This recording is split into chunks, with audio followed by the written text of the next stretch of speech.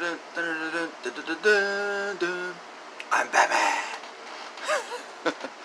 Hello, this is Mr. Hornsby 83. This is the Mr. Hornsby 83 show, and today I am reviewing, finally, Batman Returns. I took forever to freaking get to it. But let's start out with... Actually, I want to talk about some things first. I just seen on YouTube some freaking idiot, a clickbaiter. I don't know the guy's name. Put on there, I'm done. I'm deleting Days In and I'm eating bleach and freaking dying. I hate when freaking clickbaiters threaten that they're going to kill themselves on YouTube just to get more views. How stupid can you be? Honestly, alright, so enough said about that. Let's get into Batman. Okay, so let's start out with how the movie begins. It wasn't like, you know, how the first Batman movie started with Bruce Wayne. Oh, with Batman being introduced after those guys robbed that family. But it starts out with the birth of the Penguin. And it also doesn't start out with the credits first either. It started out with the birth of the Penguin. Pee Wee Herman plays his dad, which is, you know, adult Cobblepot, which, you know, later on in the movie, the Penguin does acknowledge that my name is Cobblepot, you know, Oswald Cobblepot, evil. But I gotta say, I like this movie. It's like, if you've seen my ranking the Batman movies from worst to best, I had this at number 1 over the first Batman. But the main reason why is because I feel like it took some of the things from the first Batman that made that movie great, because I still love the first Batman movie no matter what. And I was a kid when I actually saw that one. This one I was getting close to teenage years, but I still liked it as a movie overall.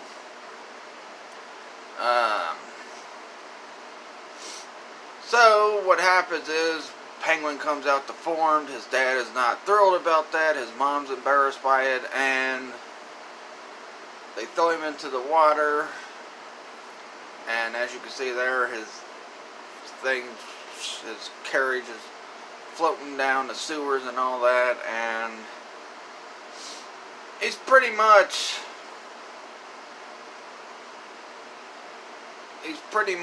you know, abandoned by his family because of how deformed he was and all that, which kind of makes the Penguin sympathetic in this movie. I mean, it's like you feel bad for this guy literally throughout the whole movie.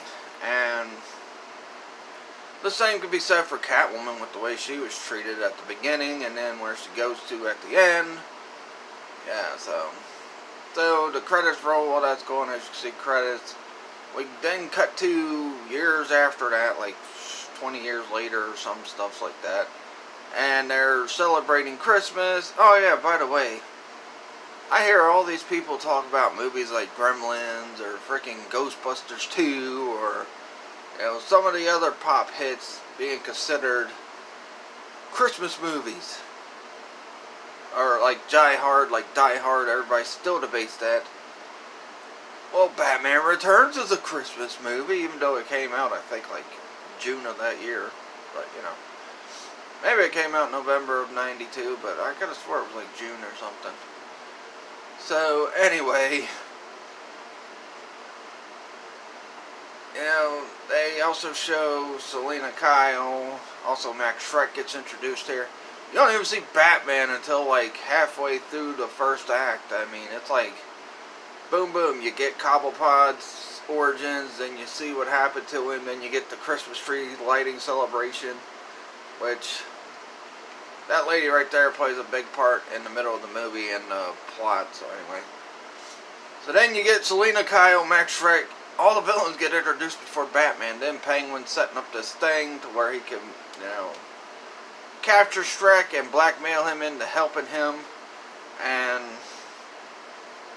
pretty much as you see there, like I said, it's scene 6 when we finally see Batman. Scene 6! And you see he's talking to Max Schreck right now, showing off all stuff. Selina, this is where she realized that she had to go back to the office because she had to get paperwork ready for Max Schreck and Bruce Wayne's meeting the next day or whatever. And then, you know, she finds out some stuff that Max Shrek didn't want her to find out, so he kills her. A bunch of cats revive her somehow. I don't know how. It must have been magical, mystic, freaking cats, because they brought her back quickly. And they also used this in the Catwoman movie, which we see Halle Berry in, which, you know, seeing Halle Berry in that tight vinyl was good, but the performance of the movie and how she performed in it just was terrible. At least Michelle Pfeiffer did the, you know, character right in this movie. So let's get into Penguin's main plot. The whole plot is, and we find out more about his plot at the end, after he's been revealed to be a fraud, but the whole plot is, Penguin wants to be loved and respected. He wants Shrek to help him get a good image to the people, and wants people to think good of him and that, but apparently he had some kind of sinister plan he was up to, which, like I said, we'll get to that when closer to the end of the movie. Catwoman, her whole premise for this movie is revenge on Max Shrek for what Shrek did to her. The first thing she does when she is Catwoman is blows up one of Max Shrek's shops. So she was trying to hurt him financially at first, and then she was going to kill him, I guess. Anyway, yeah, I will say some of the plot lines in this movie were kind of stupid, but it's still a very good, enjoyable movie for me, you know. And it is my favorite Batman movie, but yeah. And as you see right there she is, blowing up Max Shrek's shop that I was just talking about. So Shrek gets this brilliant idea, because apparently Max Shrek has some issue with the mayor, which they play out in the first one, and he decides, oh, hey, guess what?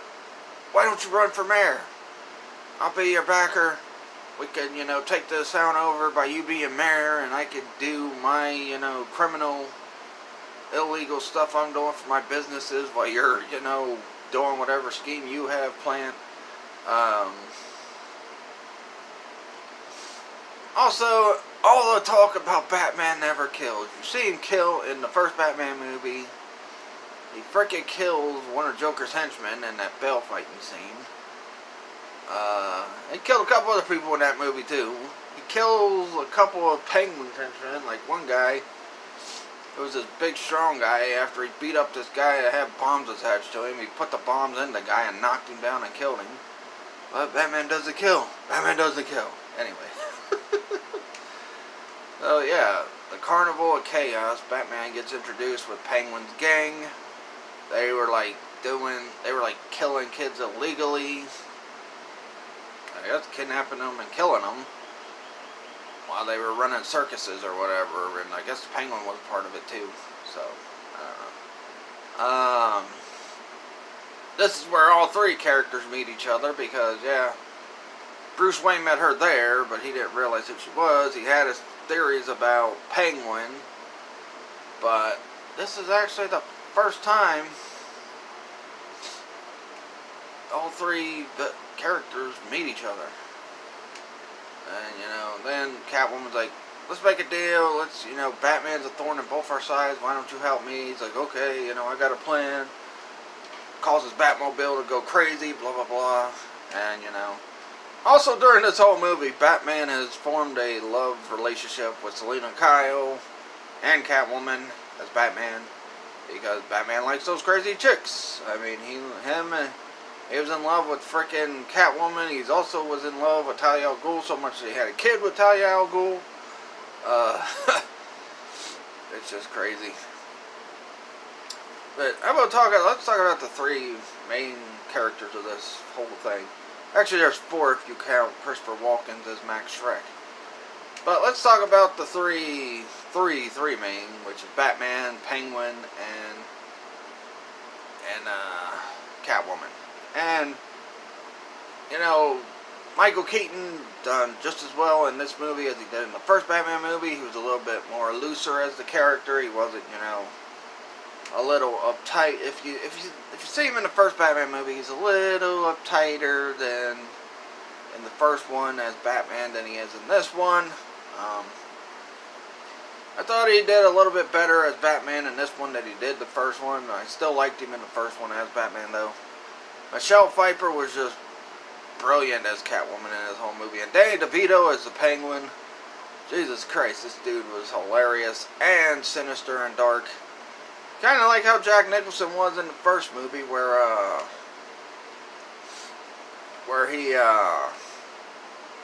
he did great justice to the Joker. Where that performance, every time before Heath Ledger, everybody would critique anybody who played Joker to frickin' Jack Nicholson. And even though we all know Mark Hamill played Joker in the Batman animated series, which he did really well in that too.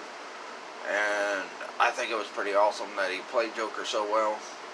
Especially being the one known as the great hero, Luke Skywalker. Now he's this awesome, sinister villain as in the Joker in that frickin' animated series. But honestly, I think Jack Nicholson and Heath Ledger both, like I said when I ranked the movies, I feel like both guys played,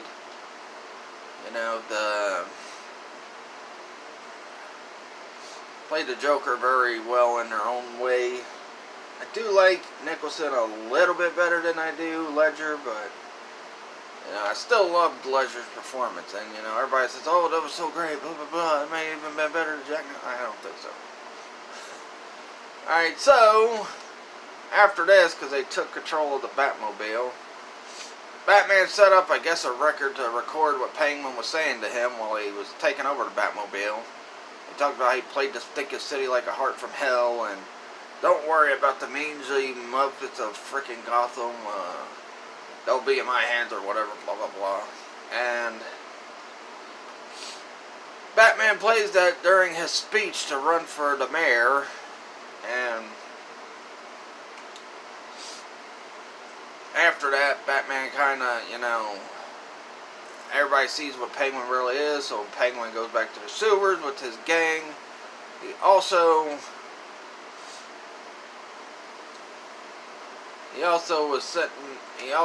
puts his plan in motion, which is to capture all the firstborn. Well, first it was supposed to be capture all the firstborn children of Gotham. But they won't. Now we're going to just capture all children of Gotham because Batman ruined that plan.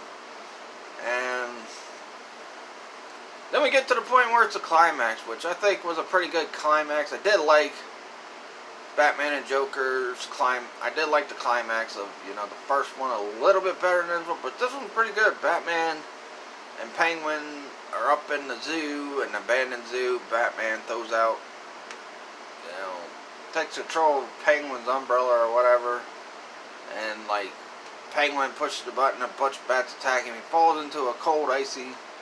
That's one of the things I really hated about how Penguin died in this, was the way he died. It was just I thought it was too simplified. But we do see, and right here it's listed as Duel of the Freaks. But we do see Penguin died pretty easy, so they could get to all the Catwoman, Batman, Max Schreck situation. By the way, Christopher Walken was awesome. He was probably the best villain in this movie, honestly. And that's saying a lot when you got two top Batman, but Catwoman sometimes is an anti-hero, but then she's a villain too.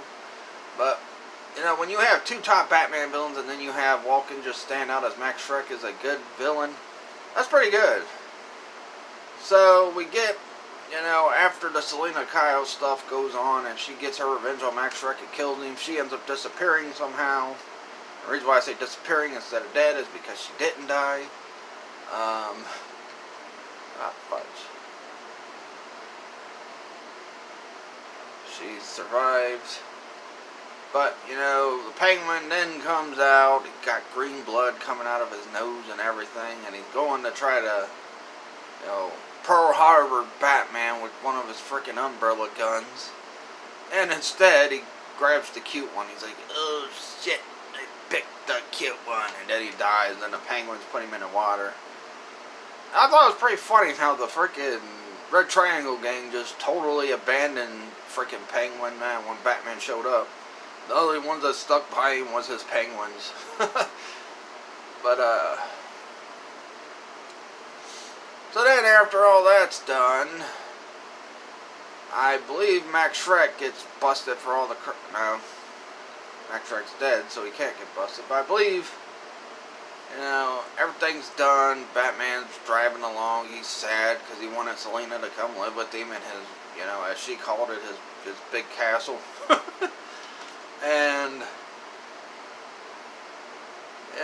And pretty much the movie ends with the bat signal going on. Well, Bruce Wayne finds her cat. Then the bat signal shows up. Then you see Catwoman pop up. Now, apparently, I don't know if this was because Burton was coming back or not. Supposedly Catwoman was supposed to be back in Batman Forever. But then again, you didn't get Michael Keaton back as Batman. Tim Burton was, I guess, removed from the project. Even though he gets the credit for it on... I guess he was a producer or something, but he wasn't the main guy behind the camera for Batman Forever. So Catwoman was supposed to be back, and I guess they were going to resolve the Catwoman storyline, but that didn't happen.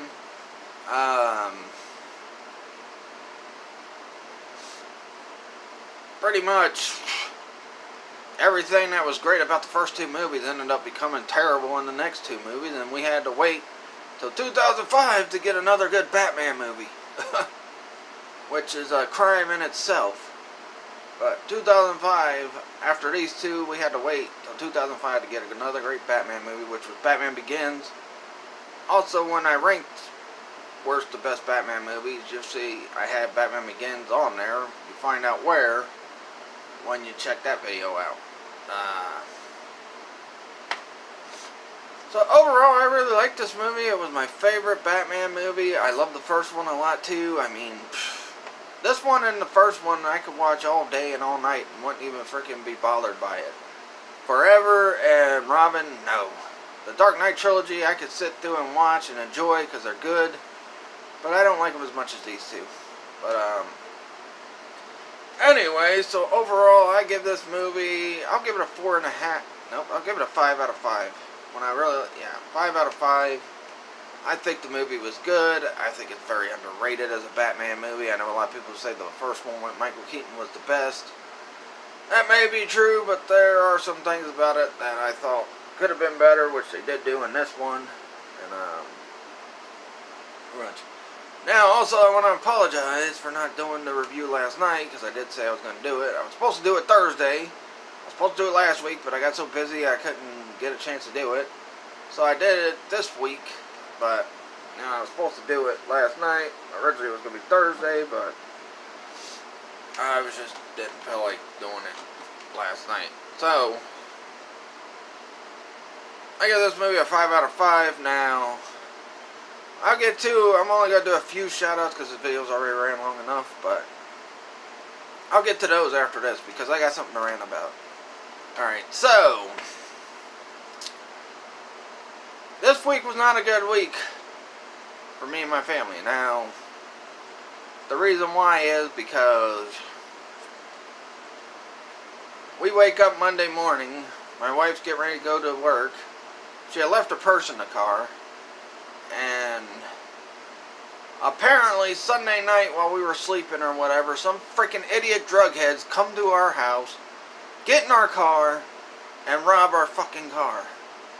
Because they wanted money for freaking dope. This is my problem with freaking drugheads. Drugheads they sit there and they do all this crap, don't care about what they do. But, drugheads are getting so bad in this world, it's pathetic. And, years ago, if I lived in this area, then we probably wouldn't even have to worry about drugheads. But no, drugs are so bad these days, that's what happens. So they stole my wife's card, her debit card, her credit cards and everything. She got them frozen and canceled and that. But her purse was stolen. Well, not her purse. It was kind of a bag she was using as a purse. It had a camera on it. And these freaking idiotic drugheads say, oh yeah, let's steal this. They must have been stupid because, they must not have realized you can get a card frozen and get another card canceled, like the debit card. But, now, apparently these idiots didn't care. They were so desperate for money, for drugs, because they freaking are pathetic people. and they need to rot in hell, in my opinion. And I feel like pricks like that deserve to freaking be in jail, especially if they're going to come to somebody's house, go into their driveway, and actually freaking steal somebody's freaking stuff. Oh crap.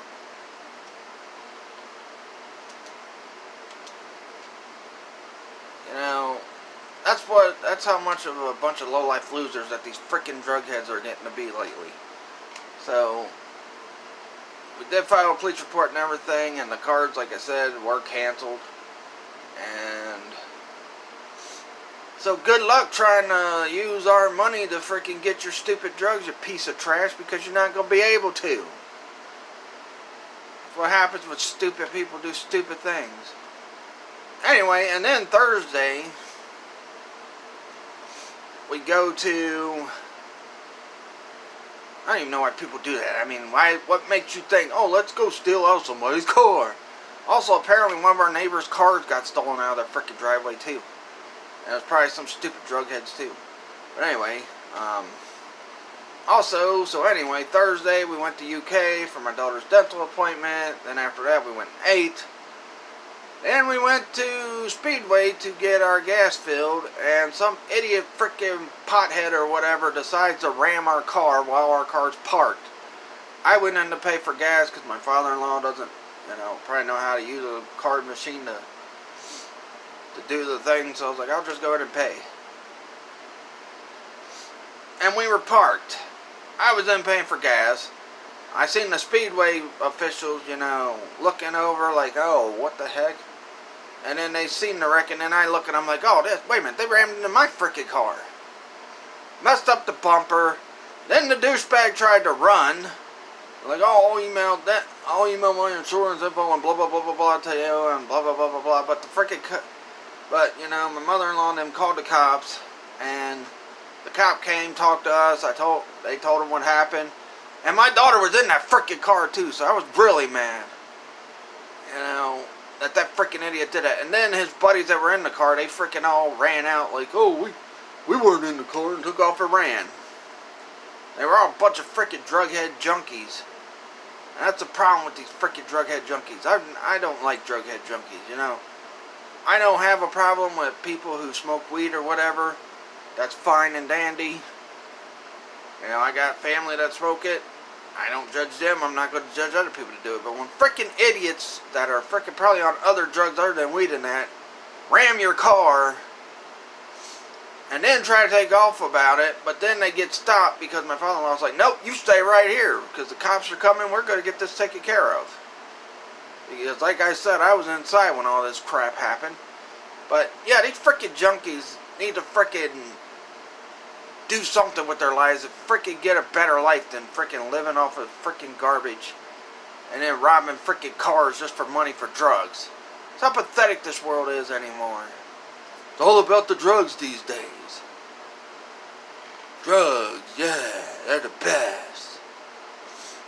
And another reason why I got an issue with drugs is because, drugs is part of the reason why my mother is no longer in this world.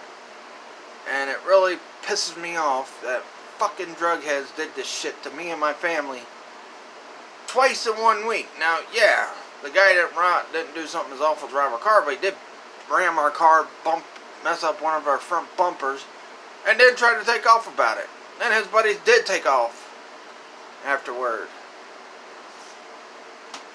These pathetic people need to frickin' get a life and do something better with their life instead of wasting it on frickin' drugs. Bunch of frickin' idiots. Anyway, that'll do it for my rant. Frickin' stupid drug heads, I swear. Anyway, so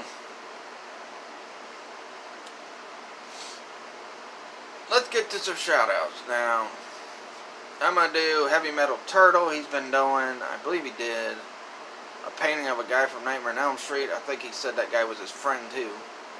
Or the guy worked on Nightmare on Elm Street. He also just did a painting of the guy from X-Files, Mortal Kombat, who played Shao Kahn,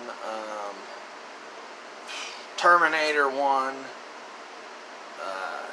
Cobra, I don't know the actor's name, but I know his face when I see him. So yeah. So the guy was pretty much a big villain in a lot of action movies in the 90s, well 80s and 90s. Because Cobra and frickin' Terminator both came out in the 80s. So yeah. He also did a run of X-Files characters overall. I think he did a Friday the 13th guy. Not for sure. I apologize if I got it wrong. Heavy Metal Turtle, but yeah. Those are some of the recent ones. Alright, next up, Black Ops Killer, my son. He's been doing a bunch of MK11 videos because he got MK11. I haven't had a chance to get it yet. So, and I'm pretty sure his videos are filled with spoilers, so I'll wait till I get the game before I watch his Mortal Kombat spoilers, because I want to frickin' play the game and not be spoiled by it. Mr. Fox, I don't know if he's done a video lately. I think the last one he did was a Roblox one, or it might have been like, yeah, it was a Roblox one.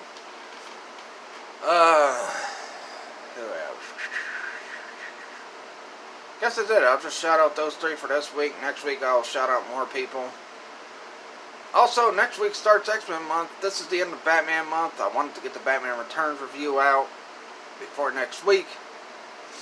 And yeah, but go check out Heavy Metal Turtle, Mr. Fox, and Black Ops Killers. They do very good videos. And I'll catch you guys later. Starting X-Men month. I'm also going to be doing some other stuff other than X-Men stuff for the whole month now. With this past month, I only had time to do pretty much Batman stuff. But I could do maybe a couple other things, like talk about some games, like finally getting the review WWE 2K19, because I finally got it. And yeah. So I'm ending this video right here. This has almost been a freaking half hour. Catch you guys later. Please like this video, comment, subscribe for more. Follow me on Twitter at Mr183. Check out my Trigen Toys page on Facebook. I just posted a live on there talking about when's the next time we're coming to Richwood Flea Market with our Trigen Toys business. And I'll catch you guys later. Peace out.